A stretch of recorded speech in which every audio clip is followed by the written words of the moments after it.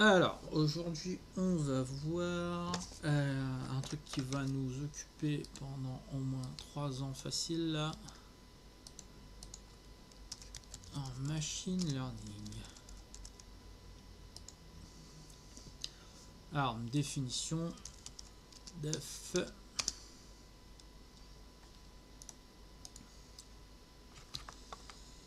Alors, science. Alors, c'est une science, d'accord. Du coup, une science qui fait quoi? De programmer un ordinateur. Alors, programmer un ordinateur comment? Pour qu'il puisse apprendre. Elle apprend de quelle origine? Des données. Donc data. Voilà. Hop, hop. Voilà, si on pouvait dire ça. Donc, si on peut donner des dates du machine learning. Donc, 59, Arthur Samuel.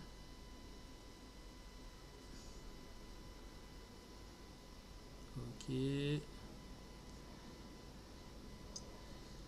Donc lui, qu'est-ce qu'il raconte sur 59? Il donne une définition. Un machine learning, c'est un champ d'études qui donne aux ordinateurs l'habilité, donc la compétence d'apprendre sans être explicitement programmé. Ouais. Puis, je me base sur le livre de Monsieur Aurélien Guéron, 97 de Tom Mitchell. Je mets juste Mitchell, lui qu'est-ce qu'il raconte. Alors, un programme d'ordinateur est dit.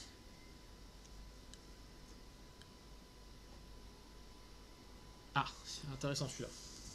Alors, lui donne donc du coup, il dit un programme. Donc, je sais pas, je vais mettre. Hop, ça c'est un programme.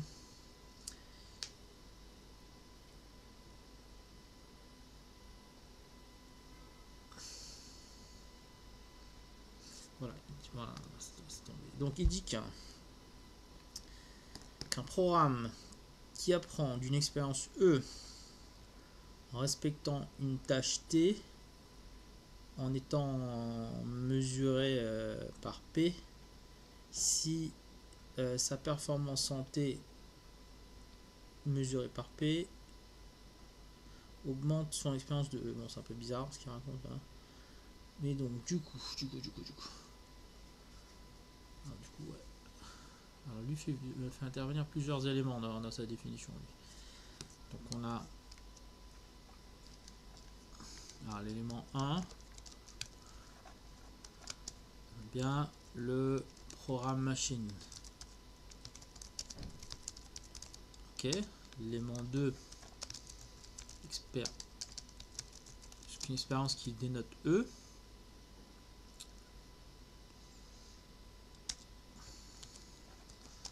Une tâche que le programme machine doit faire, T.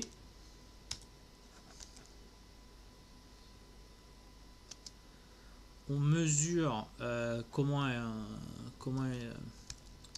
donc mesure de performance P. Voilà. Donc du coup, il est dans un exemple. Exemple 1. Filtre. Hop. Filtre anti-spam. Ok. Alors qu'est-ce qu'il fait? Alors le filtre anti-spam. Donc, est-ce que c'est un programme machine? Oui, c'est un programme écrit. Ok.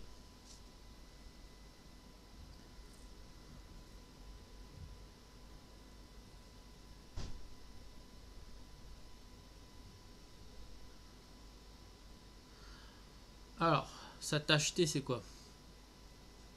Alors, c'est que s'il reçoit un email, soit c'est un spam,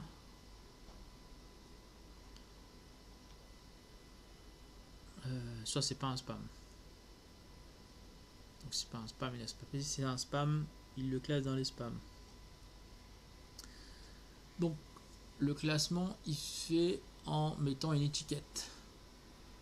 Hop. Imaginons là, hop, étiquette spam, non spam. Voilà, lui met une étiquette. Voilà.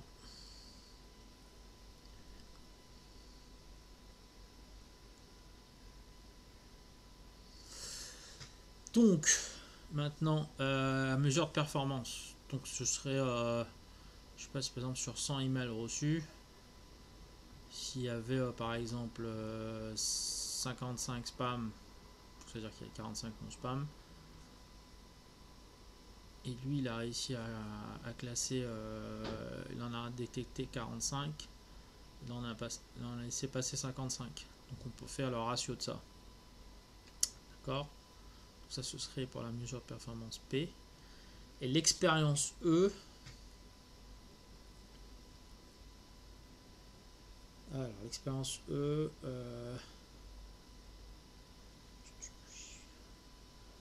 Alors, du coup, avant de faire tout ça, il va apprendre. Alors, je n'éclaire un petit truc. Donc, l'expérience E, ce serait là. Et là, il va apprendre.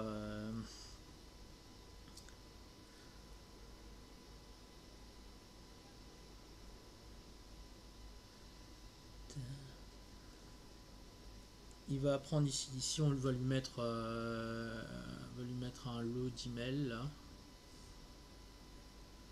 Et on va lui dire que ça c'est un spam, ça c'est pas un spam, ça c'est un spam, ça c'est pas un spam. Et il va prendre de là. Voilà. Donc ça c'est pour une introduction. Donc voilà, si on a bien vu, répéter la définition. Donc c'est un programme qui apprend des données. Définition d'Arthur Samuel. 97 Mitchell, il pose 4 données, 4 caractéristiques. Donc pour que ce soit un programme de machine learning, donc c'est un programme machine qui apprend d'une expérience E.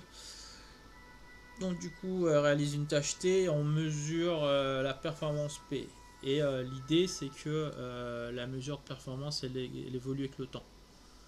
Là, on a mis au hasard que sur 55 spams, on avait détecté 45-55.